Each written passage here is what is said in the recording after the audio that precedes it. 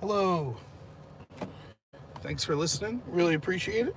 So, just another roadside chat. Sunday's day of rest, right? Because I've so much buffered already. Anyways, so yeah, back in the saddle. I don't know why I got like a renewed energy. I'm gonna start. My work schedule seems like it's gonna start to get back to normal. I'm gonna be able to put videos out daily. So, if YouTube's terrible, they shadow ban me. They don't notify people. I've been losing subscribers left and right.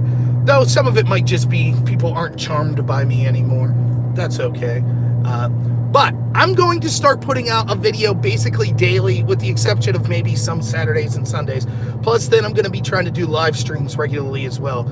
So, yeah, look for that, and I'll be doing that sort of stuff. I also think that that's how the country's starting to feel about this lockdown. All over the place, you see people just refusing to comply at this point. They're just like, no. So I was at Tractor Supply and Walmart today buying stuff I needed to do the yard work, plus some groceries and things like that. I can't tell you how many people I saw that were just like, had to put a mask on to get in. As soon as they were in, they took their mask off. People don't care anymore. It's not everyone, but I think that what the government's underestimating is people are willing to take the crap that's shoveled on them to a point.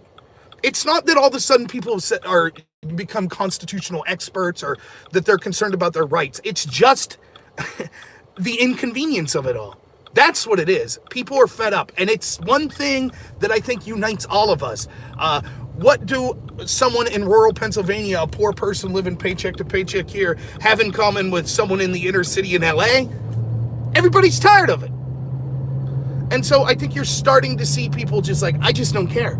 You saw in LA, the beaches there, and people going there. You see it in footage of places in New York City, inner city places, people just like, I don't care. They're all standing there. You see it in Chicago. You see it in rural towns and things like that. You see it in the tattoo shop that opened up. And what you're seeing is the government in a lot of these places pushing back. That tattoo guy got arrested. There have been other people that have been arrested or charged. They're going out to the beaches charging people. The mayor of Chicago, that woman, I mean, she's walking around telling other people walking around they shouldn't be walking around because they're spreading the virus, if that makes any sense. We see de Blasio telling people don't go to parks outside of your area, only go to your personal park when it's absolutely necessary, yet he's several parks over exercising. The mayor of that one town, what the authoritarians always do. It's rules for you and not for them. They demand every single time there's a crisis or every single time there's something that they say, oh, we need to pull ourselves up by our bootstraps. It's always normal Americans. And I don't care if you're left wing, right wing, it's you, the average person, that gets screwed over. They don't care. They'll flaunt the laws regularly. They don't care at all. They don't care if the economy halts for 6 months. They have enough savings. What do they care? It's us that pay the price. And things are going to get really bad economically here coming up. Now, does that mean that they're still not going to try to control the narrative? They probably will. I guess what I wanted to focus on in this video is, as people are getting back into somewhat of a routine, it will take a long while for things to get to where they were. One of the things I want to stress is I think that we could use this opportunity to change a lot of things. For example, hopefully this destroys academia. Our academia system is just communist, propagandist. The quality of education goes down every year. The price goes through the roof. It's subsidized by all of us, the taxpayer, and all it does is teach people to hate people like me and you. So screw academia. I hope it's destroyed. I hope that this plays a heavy toll on them. I really do. I think that it would be wise for Trump and Republicans to push to not, while now people actually need assistance, assist the people that are having trouble paying their bills. Screw academia. I don't care at all. I hope they go belly up. I'm literally that fed up with them. Are there some majors and some universities that do okay? Sure, they could still operate. We just don't have to give them government money to do so. If they're necessary and profitable, they'll exist anyways. but all they're doing is making people indentured servants, charging kids exorbitant amount of monies for no product whatsoever. The degree's worthless. The education's almost worthless most of the time. And I'm someone who got a master's degree to be a professor, telling you that. And the big thing, though, that I hope changes, and there's other things like that, has anyone, can we stop voting people in that are worthless? Can we do it? And I don't care if you're a Republican or Democrat. I would never vote Democrat. I said that after the Kavanaugh situation, which, is obviously in the news. I mean, not some big leap of logic. I'm sure all of you listening to me knew this was true at the time. But, yep, once more was proven to be true. So it was all just, the whole Kavanaugh thing was all just gamesmanship. They don't care about women. They don't care about victims. They don't believe all women. They just exploit alleged sexual assault victims to get political power. That's all it is. We see it now with Tara Reid and Biden. That's all it ever was. We knew that.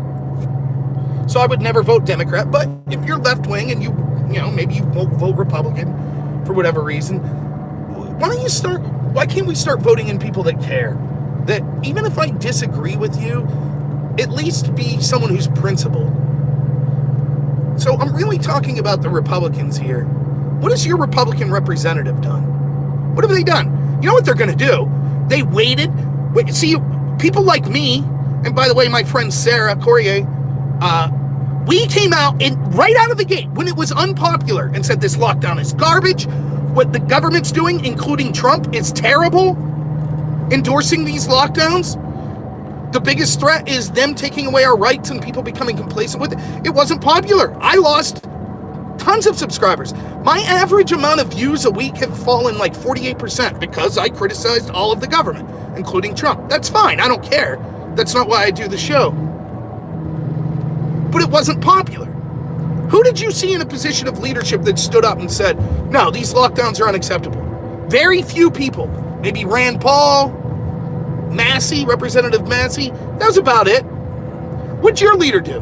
Because here's what they will do, and I've already seen it. Once the polling shows that people are fed up with the lockdown, you'll see them coming out saying, well, we can't have the lockdown forever. We did the right thing. We had the lockdown, but now it's time to get back to work. That's not good enough. The lockdown was not the right thing. Now, you didn't have to come out and say, I know the lockdown's the wrong thing. If you were a representative or a state or a local or federal official. But what you could have said is, I'm skeptical of giving the government this power until they prove their case. Just like, look at it like with something like Obamacare. I would have never signed Obamacare, even if I endorsed it. Because if they give me a 1,200-page document 2 hours before I have to vote on it, I would say, no, I'm not going to vote for this.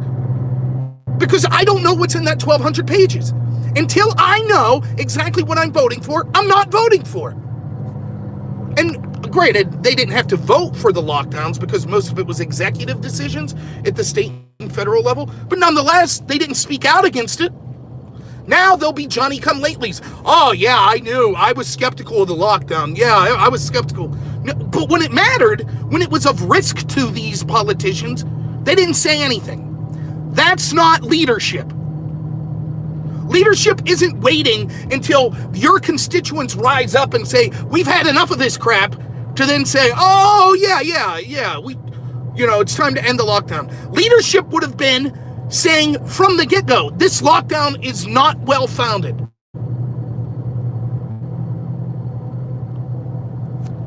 Yes, the Democrats are worse. I know someone will say that. Of course they are. Of course the Democrats are worse. The Democrats have made no bones for the past 15 years that they want a huge government. That's what they want. They don't trust people to make decisions that are good for themselves. They want the government to be everyone's mommy and daddy and take care of them. So, of course, they're going to exploit this situation. Of course.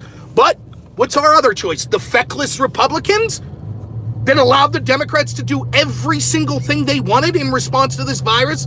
Massive explosion of the federal government, massive redistribution of wealth, massive taking away the rights of the American citizens, massive destruction of the middle class.